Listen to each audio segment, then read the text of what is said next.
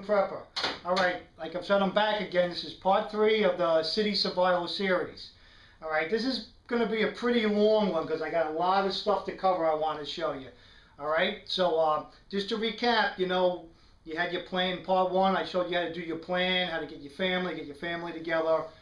And part 2, I showed you how to get some other stuff together, the swimming pool and all that, right? But we're going to move on to part 3 now, right? And part 3 is what I'm going to do in the worst case scenario is once I got my family together, once I got my certain other things put together here, right? And like going out to all the stores, right? Listen, very important about, like I told you to go to the little mom and pop stores. And I'm going to show you, watch a little because there's going to be some videos. I went to a couple of hardware stores. But, you know, I went to the little 99-cent stores. I bought a couple of little things, right? I bought these little lights. They're not that good, but they're going to serve a purpose, you know. But they were $1.99 for 2, right? I bought 2 packs of them, right? Little emergency light. You clip it on anywhere if you need some light, right? I bought this little teapot, which is really cool. It was cheap. This was $3.99. I know you're saying you probably can find a lot of these stuff in garage sales and everything, but that's not the point. The point is here, you gotta try to support your local small mom and pop stores.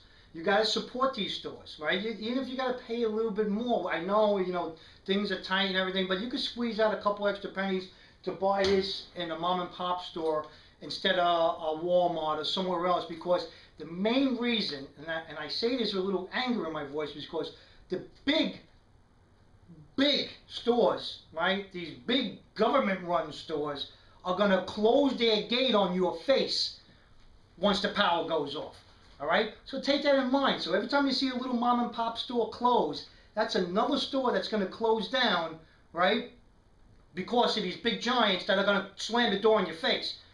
The mom and pop store, this guy's going to stay open, right? So support your mom and pop stores, please, I beg you, right? Even if you got to pay a little extra sometime, just show support, because when the shit hits the fan, these people are going to be there for us. So let's be there for them, all right? So I took the snark out, and I went to a couple of little stores. I show you what I found inside them. Take a look. All right, guys, it's the Brooklyn Prepper. I'm on the road right now. And my main goal right now is to do some undercover work to see if those little mom and pop stores are going to be open during a blackout or a bad situation. Alright? So I take you for a ride. We'll go see what's in those little stores. Alright? It's a beautiful day here in Brooklyn. Alright? Got the snark out. Doing my little undercover work. Be back in a minute with some stores.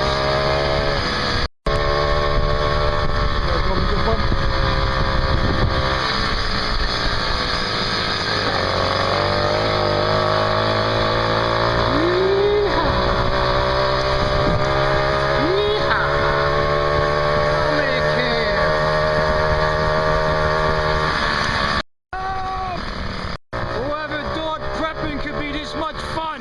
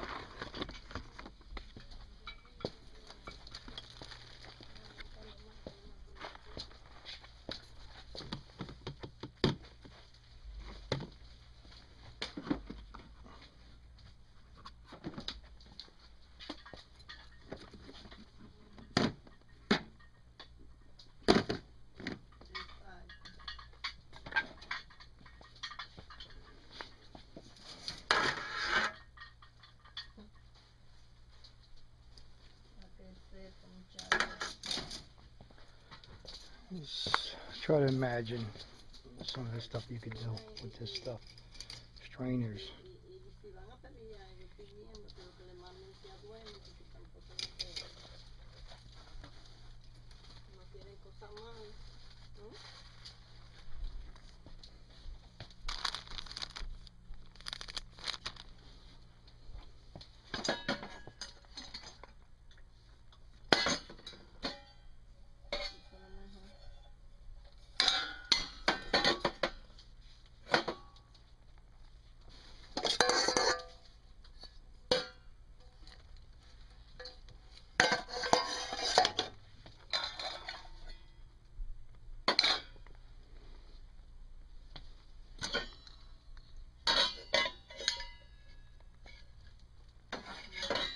I'm gonna buy that one. One's mine.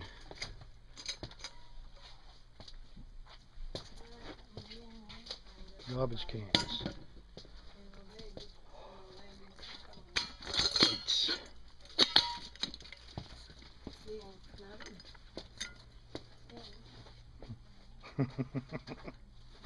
Well, you never know, you might need them.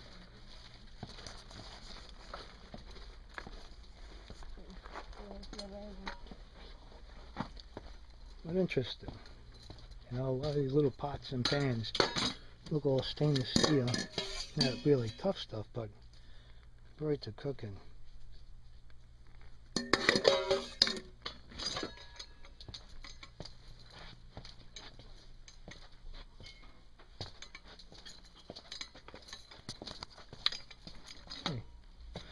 Saws, air pumps, great, very important. Gloves, little tools. Whoop.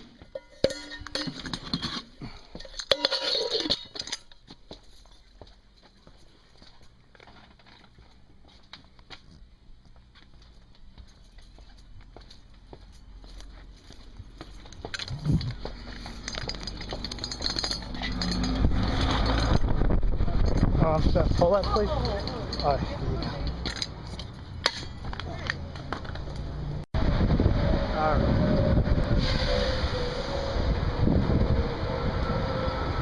Local, like, mom and pop stores, and the film that I'm doing is about if there's a crisis in New York City where there's a blackout or there's some situation that happens, right? Would your store remain open for people to come buy batteries and supplies if they need to? Say if there was a power outage, all the lights went out. Would you keep your store open during the day for business, where people could come and buy stuff? We will. You would? Yeah, because the community is store. The community, yeah, exactly. It's a family store. See, that's what I'm trying to get across. I'm trying to show people that the smaller stores, to support the smaller stores, right, is better than the big stores, because during a blackout, Home Depot, all those stores, boom. We did it once, the last blackout. On 2003, right? Not here, but I used to work with also family-owned business. Yeah. And then we open. Yeah. And we give the service. Yeah. Would you mind if I film like certain things you have in the store, just a little bit? Yeah. Like your jars you use. You got canning jars. Which company? This is an independent film. Independent film. It's Brooklyn Prepper. All right, guys, how you doing? This is Brooklyn Prepper. I'm at CNS Family Hardware. Right, and I spoke to the gentleman, and he assures us during certain situations, blackouts, emergency situations, his doors would be open to serve the public, which is very nice to hear. So let me give you a little tour around his store, see what he has to offer. What I seen interesting here, sorry, right here, he has ball jars for canning, which is really good to know. You know, I think I'm going to buy some before I leave. Tell you the truth, right? Lots of stuff here.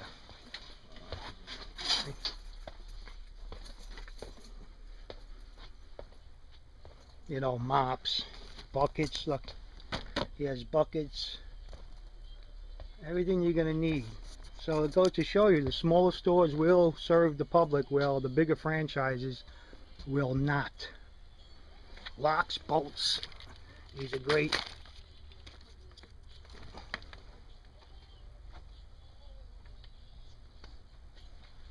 Garden supplies, shovels,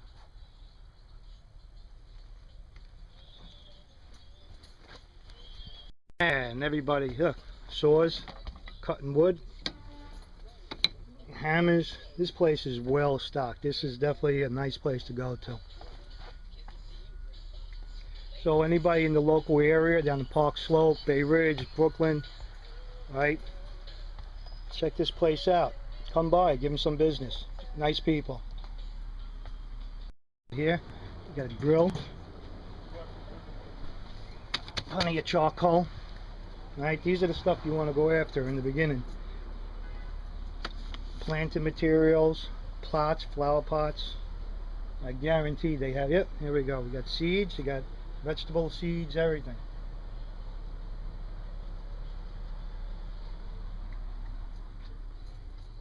Cleaning supplies, Clorox bleach, sterilize your water.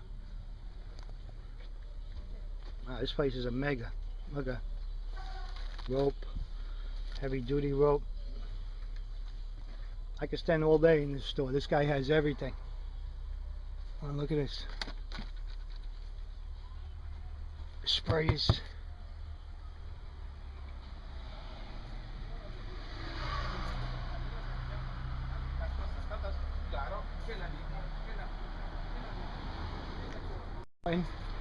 Coolers.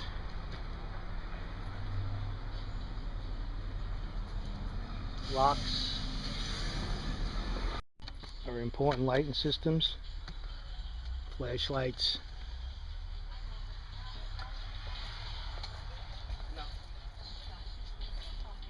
Anything you want, Velcro, this guy got everything. It was a nice day for a ride, I tell you that. My coffee. I love my midday coffee. It's about 6 o'clock. It's my favorite coffee of the day. I got a little bagel store off the block. It makes damn good coffee. I always need my caffeine. Alright, so you see these little shops, they do have a lot to offer you. Alright, so what I like to do is to move on to some other things, right? What I have here behind me is a bunch of stuff, and I like to go through step by step what each one of them does, because now in part 3 of my plan is start pulling all my stuff out that I'm going to need, right? To start getting it all ready to set up in my house, right? And believe me, I promise you, as soon as I get time, I'm going to have all this all set up, and I'm going to show you the framework of how I set it up in my house. You know, I just got to, you know, I was going to hook the Yukon stove up and get it fired up. My wife turns around to me, she goes, "You're not doing that here in Brooklyn, right?" And I turn around and said, "Woman, I'm a prepper, I'll do what I want." And she looked at me again, and I decided not to do it. Alright, now is that. Alright, besides, it was chicken cutlet night, and I didn't want a chicken cutlet parmesan night, and I wasn't missing out on parmesan, right, just so I could light my stove. Alright, but let me show you a bunch of stuff I got here, and I show you what I do with it, okay? Be back in a sec. Guys, the first thing I'm going to show you, this is a Yukon stove, right, and it's military grade stove. It comes with your oven, and, right, you've got all the parts for the chimney you're going to need, right, to set it all up, right. I got some metal tape in there, right? It also comes with all the attachments if you want to use gas or propane or anything like that, right? But Yankee Prepper, he does a video on the Yukon stove, and I'm really sure it's in his Urban Survival Series, Part 3, right? I got it in my favorites on my channel, so I'm really not going to go too much into the Yukon stove because he makes an excellent video how you could use this in an urban environment. And that's the same way he showed how to use it in the urban environment, the way I'm going to do it. That's where I got the idea. I got the idea from him. All right, so watch his part 3 of that series. I have it in my favorite on my channel. So just go through my favorites, and you see it, click on it, and he'll show you the whole thing set up and running beautiful, okay? Right, so that's the Yukon stove. This stove is what's going to supply me with heat in my apartment here in the city, right? Like Yankee does, I'm going to route my pipe right out the window. I'm going to have plenty of heat with this sucker. Not only that, you're going to have heat, right? You also can, this gets extremely hot. You can boil water on top of these suckers, right? And they burn beautiful, okay? So, like I said, I just advise you to watch that Yankee Prepper video on the Yukon stove. You won't be disappointed. He really does a great job on that video. But that's the Yukon stove. And that's one of the things I just pulled out of my closet. When the shit hits the fan, this is one of the things that is going to come out first. Right? I either could cook on it, or during the winter time, if it's cold outside, you can heat a nice sized room with this thing. Okay? And I'm going to get into room sizes later on in the series of, you're not going to use your whole house in a bad situation. You're going to quarantine yourself to a couple of rooms to conserve energy and everything else. Alright, so that's the Yukon stove. Check it out. A great buy. You could buy them on the internet and everything else. Good stuff. I'm going to go into the cooking stuff first. I make a series. If you guys are new to my channel, this is a wood gas stove, right? These things are excellent. All you have to do is put little pieces of wood in there, right? A handful of wood, and this wood burns so great by the design how this thing is made, right? I make a 3-part series that shows you step by step how to make these. But this is another good thing when you want to cook on top of these, right? Whoop. You use a bigger pot, right? But another great item to learn how to cook, right? You got the bolts and everything. Watch that little video I put out. It's 3 parts, step by step how to make a wood gas stove. A little handful of wood, right? You could cook a whole meal. I cooked a whole meal on this thing, right? Hey, you know what's funny? Hold on a second.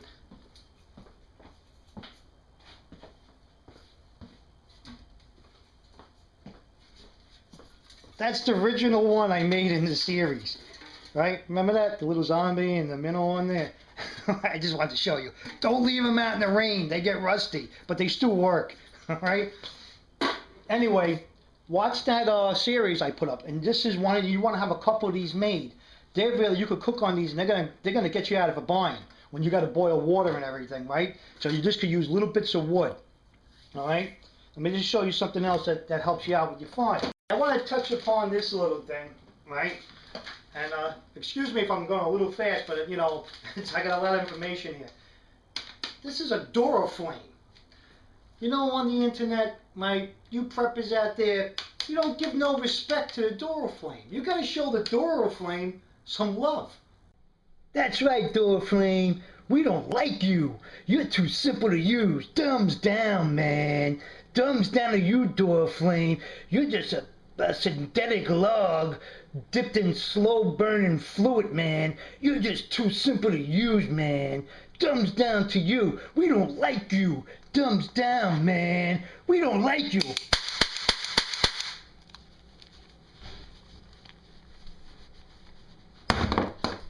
Alright guys, so you gotta show the doro flame some love, right? What's good about the doro flame? I got 4 cases of these logs.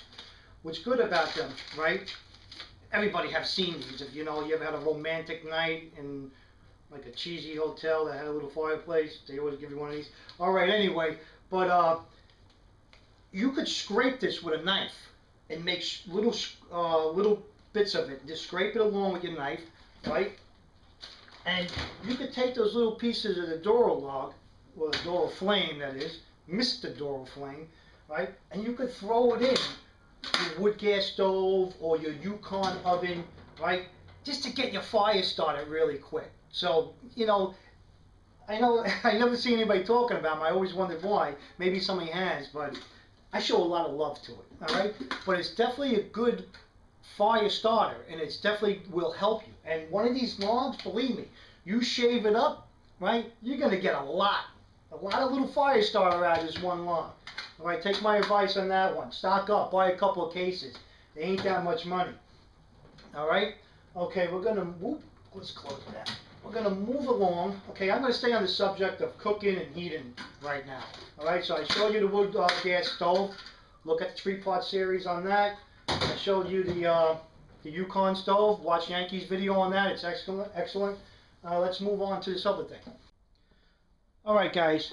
I just bought another one of these. This is the Coleman dual fuel model, right? It's got 2 burners in it, right? You could, this whole tank goes inside, it stores away, it has a handle. It's like a little suitcase, right? I tell you one thing. I have an older one just like this one, and I used it 4 billion times, right, on camping trips and everything else. These things are great, a great little item to have, right? in your little blah, blah, blah, blah, blah, in your little oh man, in your little wall chest, right? Your supply cabinet, right, for the end of the world. I just couldn't think of anything to say. All right, so in other words, these things are great. I tell you why. You just don't want to buy the regular ones that only work on white gas. This is dual fuel. You could put regular gasoline in this sucker, right? And it would run on regular gasoline. So in a bad situation, there's going to be a lot of cars laying around, and there's going to be plenty of gas in the city that you can siphon and find. So you can always crank these babies up. You know, if you ever never use one of these, it's a camping stuff, right? So you just pump them up. It puts air in there, right? And they're great. They're great little items, right? You turn them on. You get your valves ready.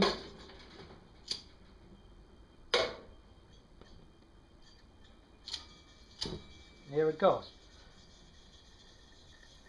They work great, right? And you got your external valve here that you can turn on also. Look at it. You get a nice little flame out of that. Once it starts cooking up, I gotta wait 1 minute. You turn this thing down, and it purrs like a kitten, right? A great item. Definitely, if you're not gonna get a lot of stuff, this is something you invest. It was $88. I found it at Walmart, right? There you go. Look at this. You can't beat that. You can't beat this stove, right? And like I said, dual fuel. You want to do fuel because you could use the white gas on this, or you could use regular gasoline from the car and fill this container up, and you're good to go. All right, guys, so that's where you go. You got the nice Coleman dual fuel, right? Believe me, these are a good investment. Comes a little funnel that you can use. Comes with your instruction manual. For 88 bucks, this thing could be a lifesaver. All right, you can use your cheap little 99-cent pot to boil stuff, right? And that's it. All right, let's get off this subject. Remember, the Coleman dual fuel. Dual fuel. A lot of them just use one type of fuel. Those other gas ones, you know, those ones you got to put those little gas cylinders in. How many of those gas cylinders you can really have? This you could keep on using and using because you could pump them up. All right, so take my advice on this. This is the way I like to go.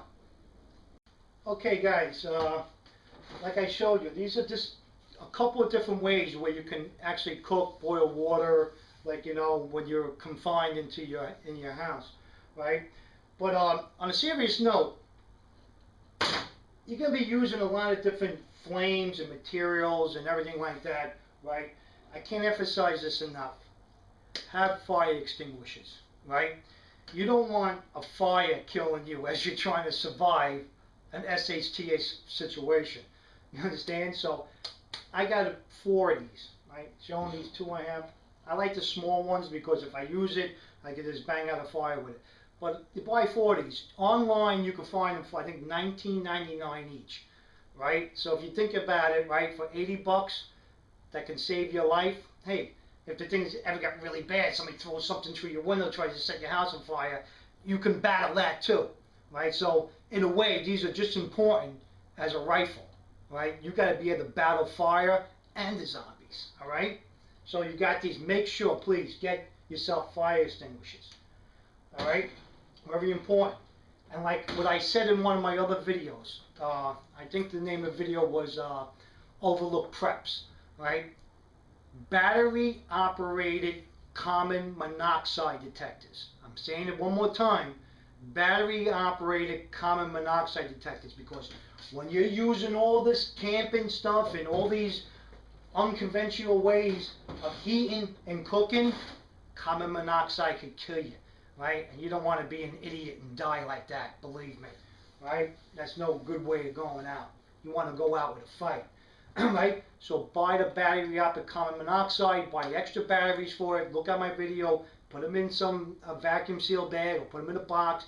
Make sure you have extra batteries for it, because when you start breaking all this stuff out, you have no power to your house, and your common monoxide detectors that run off the hot wire in your house, you want battery operated ones, and then you're going to put those all over where you're using the stuff. Okay, so at least you get a warning if your house is getting filled up with common monoxide. All right, So that's another thing for you. What I want to show you guys too, and I just got one of these because I just said to myself, well, you know, I'm in an apartment, I'm on the top floor, and if a fire breaks out in the front of my house, or I can't get out the front door, or if the zombies are attacking and they're getting into my house, right? A piece of equipment you might want to own if you can't jump out your window. If you're a little couple of stories high or something, there's a piece of equipment you're going to own. This is a kitty ladder, right? What it does, you deploy this thing out your window. This thing locks onto your windowsill. I'll give you a shot of it.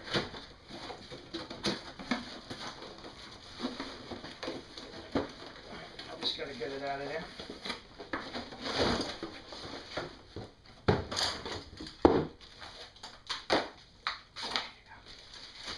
This thing locks onto your windowsill with these two arms right here. Locks onto your windowsill, and then you just pull this latch off here. You rip this off. Let me show you. You rip this latch off, and this ladder drops, right? And it has these little planks on the side here, so they rest against your house, so you can stick your foot in there, right? And you hold on to the ropes on the side. But really, guys, this is a great thing to have in your house, especially if you got it like deploy out of a back window, or you just got to get out course of a fire. Hey, even in normal situations, if you're living 2 stories high, you should have one of these in your closet. God forbid, you never know. You can't get to the window that has the fire escape, you can't get out your doorway. You can have this, grab this sucker and put it on your windowsill and you're free. Alright, so that's the kitty ladder. I found it on the internet, right? And I believe I overpaid for this. I tell you the truth, I really did. I found it on this website. I think I paid $70 for it, right? But I seen it on Amazon for 49 something. So look at it. This is the 2-story, 13 feet model. They even have longer ones. You know, they even have, I think they go up to I don't know, 16 feet. They even have ones that are longer. So it's really customized to your environment. But a great idea to have in the house. Think about all the advantages you can have by being able to get out of the situation you're in by any window you want with this little drop ladder. And look at that. It's not heavy, right? You can deploy it in a minute, right? You grab this thing up and that whole ladder drops right down, right? Get you out of harm's way in a heartbeat. Alright? So that's what we got there. I'll be right back. Okay guys, that's part 3, right? I hope you enjoyed it. I had a lot of fun doing it. Right? I'm just going to give you one little other tidbit. Tactical birdhouses. You say in Brooklyn you're out of your mind now. You train birds. You know, the bird goes in here, you train them to attack people. Now, what they're good for, maybe not in the city, but in the rural and urban areas where you can put these outside, right? What's good about them, you can hide stuff in them. Probably bigger than this. You can hide cash, you can hide guns, you can hide knives, you can hide anything you want to hide in the little birdhouse, right? You're not going to hide it now when nothing's going on, but it's a good thing to have because in an emergency situation, if you do get bullied out of your house and you had to leave real quick and you couldn't grab any of your tools, as they will call them, right? You can have one up in a tree and you can come back and seek revenge. Alright? So remember, little tidbit, tactical birdhouse. Train the birds to kill people. Alright? Alright guys, so that's part 3 for you, and just a quick recap. You got all your stuff, right? All the stuff I store away, right? Yukon stove, definitely look up that. Doro logs, Doro flames, give them love. The quick deployment ladder, so you can get out of your house in any kind of emergency. You should have them now anyway, especially if you have kids, right? You know, wood gas stove. Watch my 3-part series how to make these. They're really simple and they're excellent, right? The Coleman dual flame, right? Fire extinguishers, right? And most important, like I said, support your little stores. Support your mom and pop stores. Don't let these big giants knock them out of business, because we're going to need them, believe me. All right, what else did I have? That's it. That's about it. Hey, one thing. These new mag lights with the LCD in them, I mean, they kick ass. I'm telling you that. They're bright. All right, so another thing for you. All right, so live for today, prep for tomorrow. I see you for part 4.